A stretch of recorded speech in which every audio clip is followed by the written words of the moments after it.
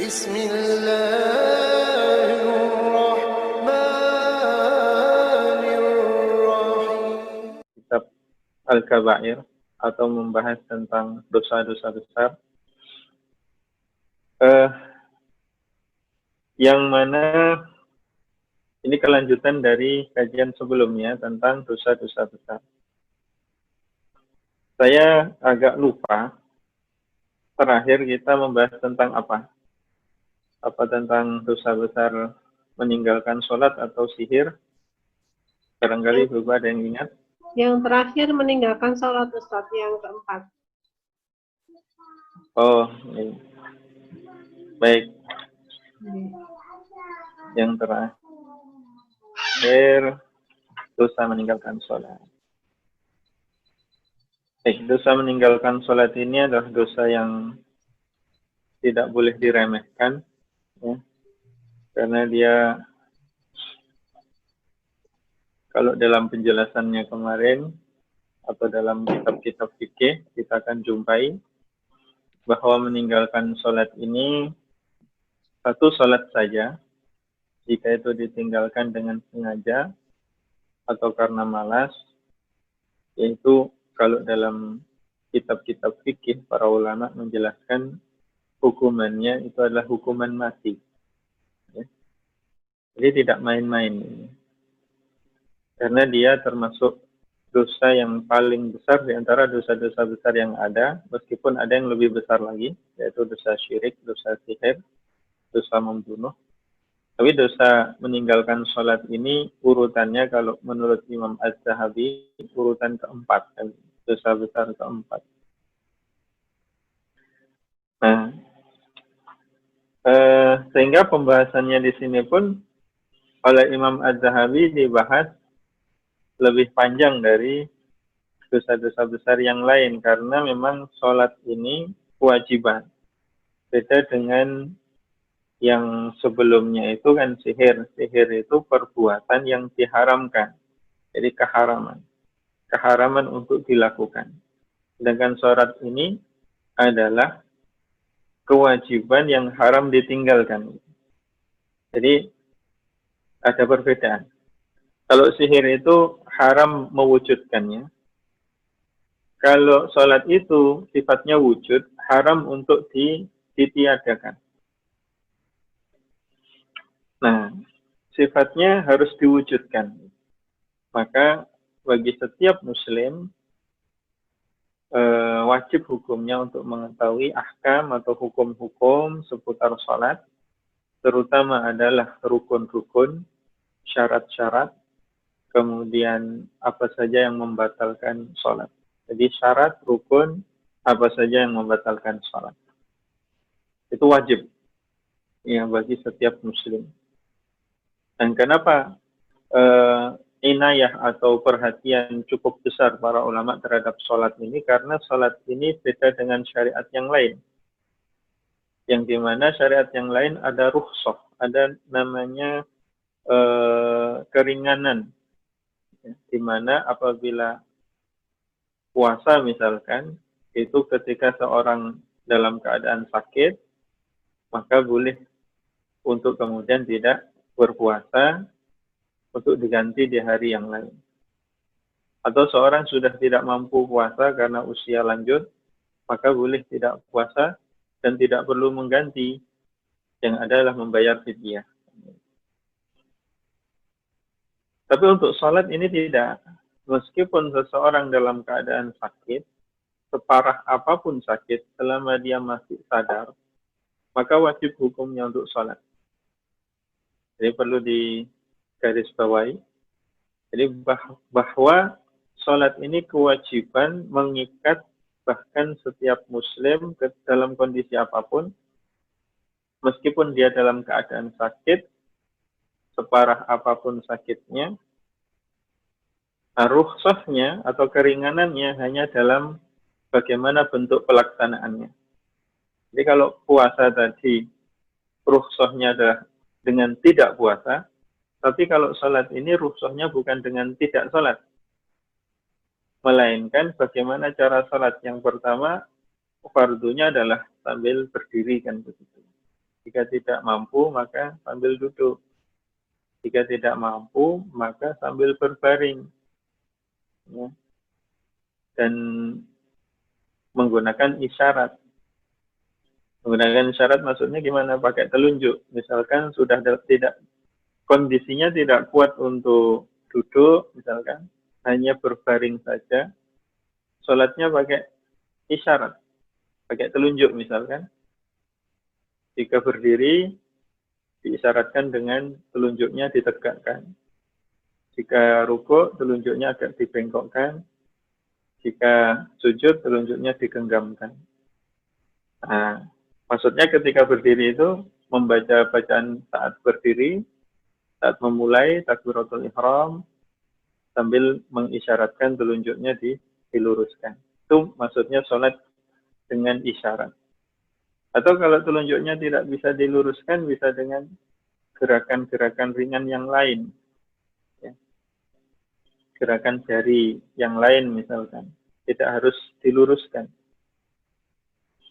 Yang penting ada isyarat yang membedakan antara posisi berdiri, posisi ruku, posisi sujud, duduk di antara sujud, untuk kemudian bacaan-bacaannya dibaca saat itu. Hingga dalam tubuh ini nggak mampu sama sekali untuk bergerak, tapi masih sadar, maka sholatnya cukup dalam kesadarannya itu, membaca bacaan sholat. Nah, bagi keluarga, untuk memberitahu ya anggota keluarganya yang barangkali sakit, jika dalam kondisi-kondisi yang semacam itu. Diberitahu, dibisikin, sekarang waktunya sholat zuhur, sekarang masuk waktu sholat asar, begitu dan seterusnya. Baik. Jadi begitu luar biasanya syariat sholat ini, sehingga kemudian meninggalkannya pun juga luar biasa besar dosanya. Lalu berikutnya itu dosa besar ke-5 itu adalah al-kabiratul khamisah man'uz zakat, yaitu tidak mau membayar zakat. Allah Subhanahu wa taala berfirman dalam surat Ali Imran ayat 180, A'udzu billahi minasyaitonir rajim. La yahsabanna alladhina yabkhaluna bima atahumullahu min fadlihi huwa khairan lahum bal huwa syarrul lahum.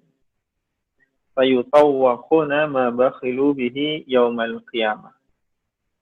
Artinya apa? Artinya janganlah kalian mengira bahwasannya orang-orang yang bakhil atau yang kikir, yang pelit dengan apa yang telah diberikan oleh Allah Subhanahu wa taala, bima atahumullahu min fadli, dari karunia-Nya, huwa khairan lahum, bahwasannya itu adalah baik bagi mereka. Jadi jangan mengira orang yang kikir itu yang baik. Jadi kita kan memandang orang itu biasanya dari keadaan zahirnya atau lahiriahnya, yaitu berharta, kaya, rumahnya bertingkat, banyak lagi, ya, tanahnya banyak pula, dan seterusnya dan seterusnya. Nah, tapi dia sebetulnya bakhil, sebetulnya kikir, pelit untuk kemudian diinfakkan, bahkan tidak membayar zakat. Dalam konteks ini, jangan mengira yang semacam itu baik, ya, atau berasumsi bahwa itu enak. Jangan. Ya, bal huwa syarrul lahum. Akan tetapi yang demikian itu bahkan buruk bagi mereka. Ini menunjukkan bahwa baik dan buruk itu ukurannya bukan hawa nafsu. Jadi baik buruk itu ukurannya adalah syara. apapun yang dikatakan baik oleh syara, maka itu baik. Dan apapun yang dikatakan buruk oleh syara, maka itu buruk. Jangan dibalik. Baik adalah apa yang dikatakan baik oleh syara, dan buruk adalah apa yang dikatakan buruk oleh syara. Jangan dibalik. Nah, di sini ayat ini sekaligus menunjukkan bahwa mungkin saja orang itu penilaian baik dan buruknya itu tidak disandarkan kepada syara, sehingga mengira apa yang buruk itu sebagai kebaikan, mengira kebaikan itu sebagai keburukan.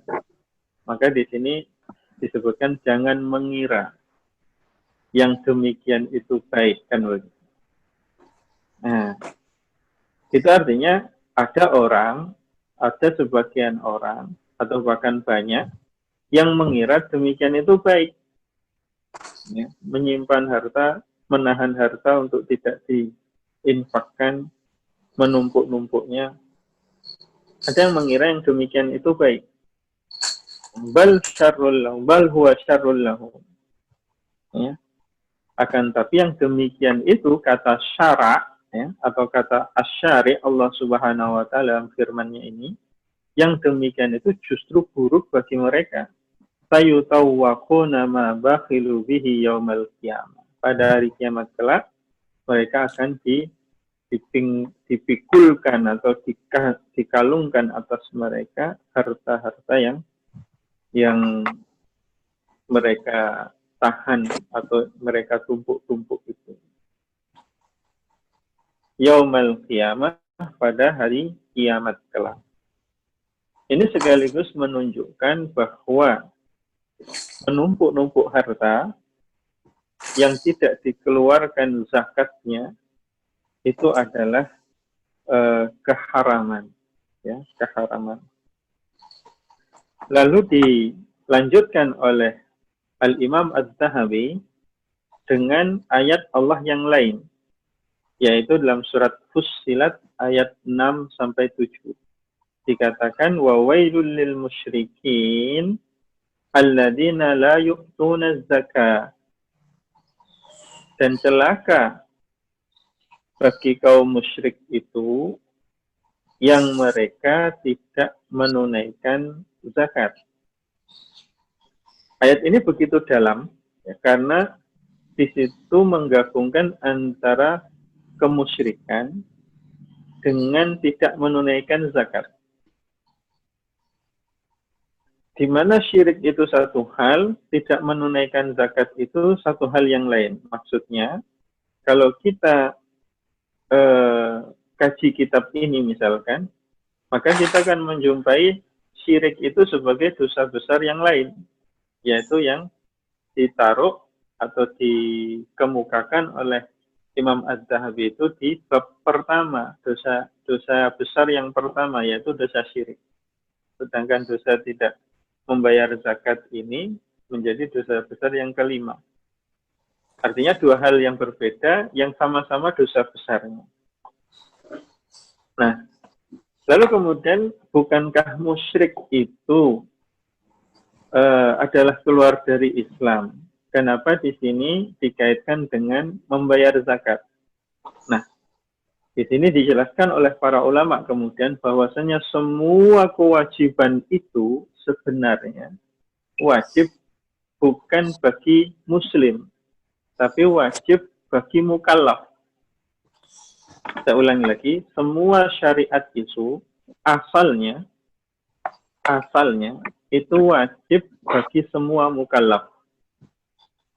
Jadi sholat, zakat, puasa, haji, kemudian berbakti kepada orang tua, kemudian menyantuni anak-anak yatim, dan seterusnya, itu sebetulnya berlaku bagi semua manusia yang mukallaf.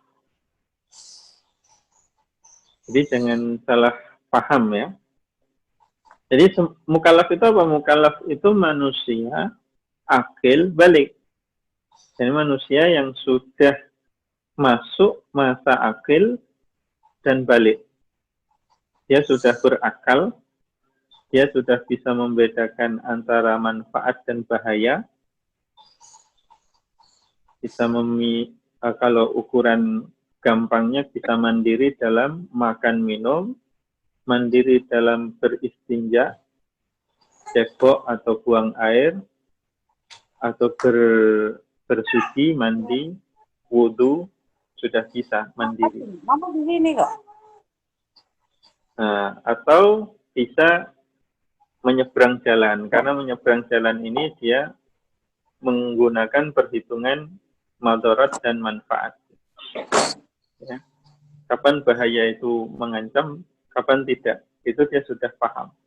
Jika anak ini sudah bisa menyeberang jalan. Itulah kenapa ibu-ibu ini ada yang takut kalau anaknya ketika dia belum akil, itu kemudian takut anaknya bermain di jalanan. Ya karena dia tidak punya perhitungan antara madarat dan manfaat. Nah, kapan masa akil itu? Ya ketika sudah bisa.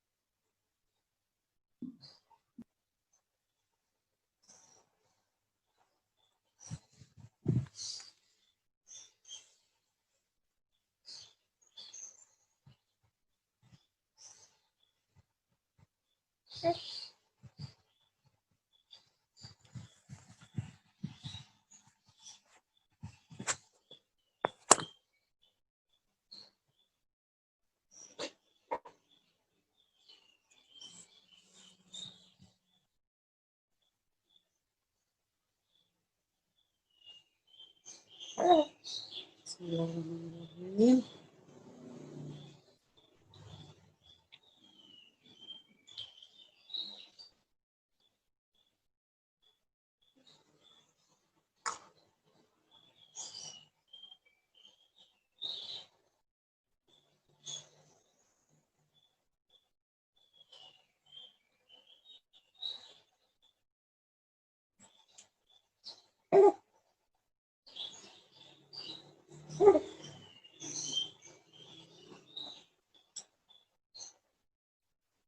Masa udah minum di kamar, Mas?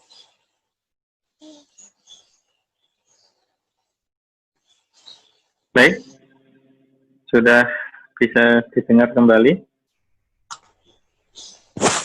Ampun, Ustaz. Bisa nggak? Ampun, ya, sakit.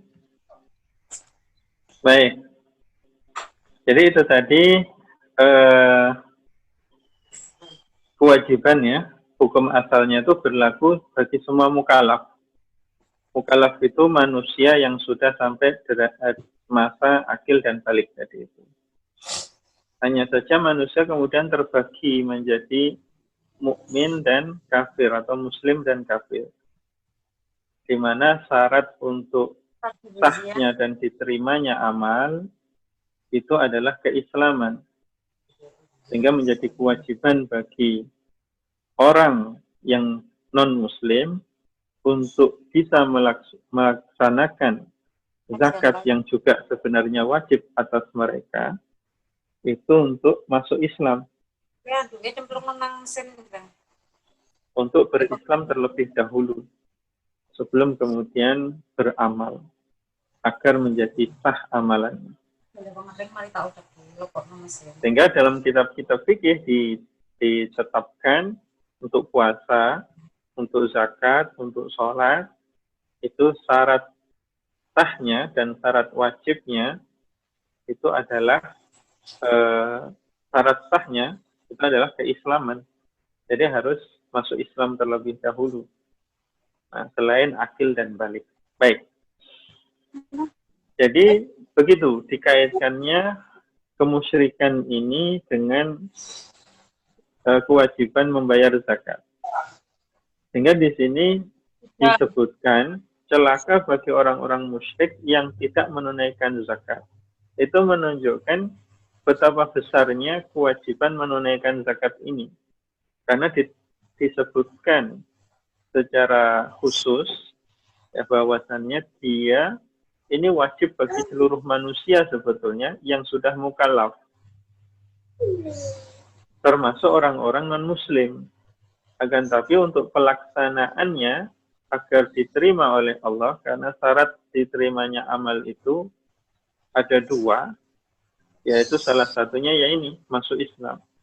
Dan yang kedua adalah masuk Islam dan ikhlas ya. Kemudian yang kedua adalah sesuai dengan tuntunan Nabi Shallallahu Alaihi Wasallam. Baik. Lalu kemudian ayat berikutnya terkait dengan zakat ini adalah firman Allah, walladzina yaknisuna adz-dzahaba wal fiddata, yaitu mereka-mereka yang menimbun emas dan perak, wala yunfiqunaha fi sabilillah, dan tidak mengeluarkannya, menginfakkannya di jalan Allah, tidak mengeluarkan zakatnya termasuk dalamnya, fabashshiruhum, maka beritakan kepada mereka bi'adzabin alim, dengan atau tentang azab yang pedih yang mengancam mereka. Yauma yuhma 'alaiha finnari jahannam. yakni pada hari di mana orang-orang yang tidak mengeluarkan zakat ya, atas emas dan perak yang dia miliki atau yang dia punya, yang itu nanti ada kaifiyahnya ya, tidak sembarang emas dan perak, yang non perhiasan yang digunakan, yang disimpan di sini maksudnya.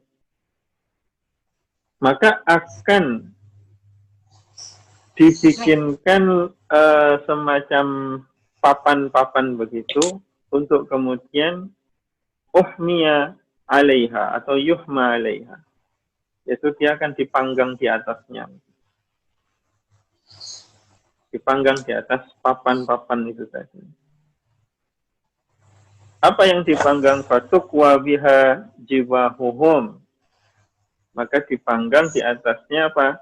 Jibahuhum, yaitu dahi-dahi mereka. Maksudnya di sini adalah, maksud dahi di sini adalah badan mereka yang bagian depan. Ini termasuk uslub dalam ilmu balaghah namanya dzikrul juz'i wa iradatul kulli. Jadi disebutkan sebagian, maksudnya seluruhnya. Yakni disebutkan dahi, maksudnya adalah seluruh tubuh bagian depan. Maka akan dipanggang di atas neraka jahanam tadi itu. wa junubuhum, dan bagian samping tubuh mereka, wa zuhuruhum, dan punggung mereka, maksudnya bagian belakang tubuh mereka. Jadi kalau dibayangkan ya seperti orang memanggang ini, apa ya, memanggang roti bakar itu misalkan ya. Di roti bakar itu semua sisinya dipanggang. Terus sisi atasnya, sisi bawahnya, sampingnya, dibulak-balik begitu. Nah, gambarannya seperti itu. Jadi bagian depan, bagian samping, dan bagian belakang tubuhnya akan dipanggang di atas neraka, api neraka Jahannam. Hadza ma kanastum. Inilah apa yang kalian telah timbun. Ya, li anfusikum, untuk diri kalian, fadzuku ma kuntum taknizun. Maka rasakanlah, atau bahasa kita rasain. Ternyata di surga begitu, di neraka juga begitu. Maka rasain, atau rasakanlah, fadzuku ma kuntum taknizun. Apa atas apa yang kalian timbun itu. Itu ancaman dalam ayat Al-Quran. Adapun ancaman di dalam hadis Nabi, kemudian yang disebutkan oleh Imam Az-Zahawi di sini adalah hadis yang diriwayatkan oleh Sahibus Sahihain. Ya. Disebutkan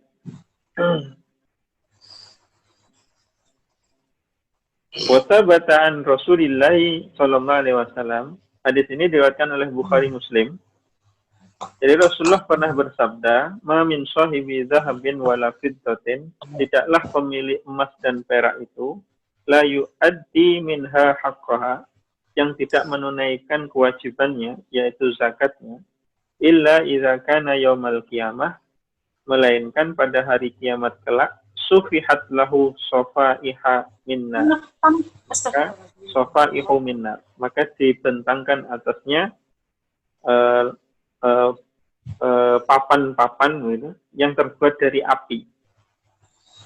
Jadi bisa dibayangkan papan-papan yang terbuat dari api, fa uhmiya alaiha, maka dia kemudian dipanggang di atasnya, binari jahannam, ya, dipanaskan di neraka Jahannam, papan-papan itu tadi, kemudian fayuqwa biha janbai jabinahu, ya, fayuqwa biha jabinuhu wa janbaihi wa zahruhu, maka kemudian dipangganglah bagian depan tubuhnya, bagian samping tubuhnya, dan bagian belakang tubuhnya. Na'udzubillahi min dzalik. Jadi itu betapa besarnya. Kalau kita mau bayangkan, ya, kalau kena knalpot saja sudah sangat panas, ya, padahal itu hanya sekian mili saja, atau bahkan tidak ada 1 senti misalnya, sekian senti atau sekian mili saja dari tubuh kita, itu sudah begitu panas, dan itu hanya sekejap saja kan, keconyok atau nempel ke knalpot itu kan cuma sebentar saja.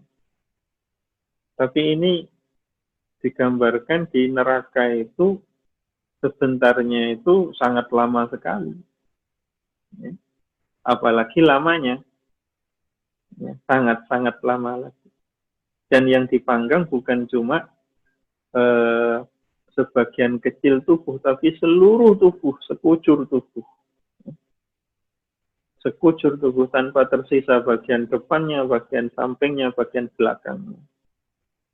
Itu ancaman yang begitu mengerikan yang Allah berikan bagi orang-orang yang tidak menunaikan zakat. Maka menjadi kewajiban bagi setiap muslim untuk mengetahui ahkam, hukum-hukum terkait rukun Islam yang 5 terutama, kemudian terkait hal-hal yang lain yang nanti termasuk bisa